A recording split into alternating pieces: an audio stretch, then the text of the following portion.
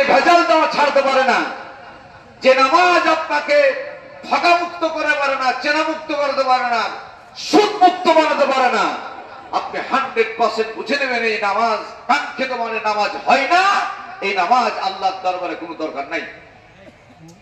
ঠিক। একজন পাক্কা নামাজি কে নামাজ পড়বেন। 2 নাম্বার, যারা এমনি নামাজ পড়ে না, শুধু জুমার পড়ে, তা আপনারা ভেজাল করবেন না। জুমার নামাজি গেলা আলাদা আলাদা আপনারা ঘুরা দিবেন। কিছু সংখ্যক নামাজ আছে বেনামাজি, যে শুধুই নামাজ পড়তে আসে আর কিছু পড়ে না, এটা হচ্ছে বেনামাজি। শুধু জুমার নামাজ যদি পড়ে, এই নামাজ আল্লাহর দরবারে কবুল হবে না, এটা নামাজের মধ্যে গণ্য হবে না।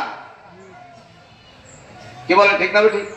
ঠিক। আব্দুল কাদের স্যার, শুধু জুমার নামাজ যদি পড়ে, বাকি 5 ওয়াক্ত নামাজ না পড়ে, তাহলে কিয়ামতের ময়দানে নামাজের কাতারে শামিল হওয়া যাবে?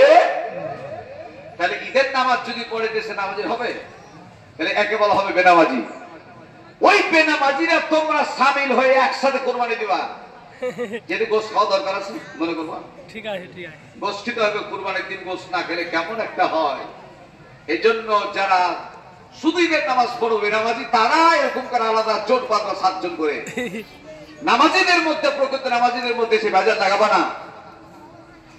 এতগুলা কথা কেন বললাম, মনে কষ্ট নিয়েন না।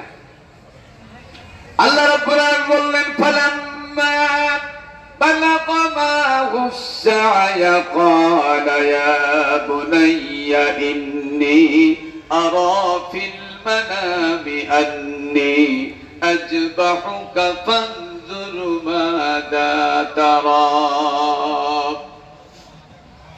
আল্লাহ তাআলা হযরত ইব্রাহিম আলাইহিস সালাম খলিলুল্লাহকে স্বপ্নের মাধ্যমে জানালেন।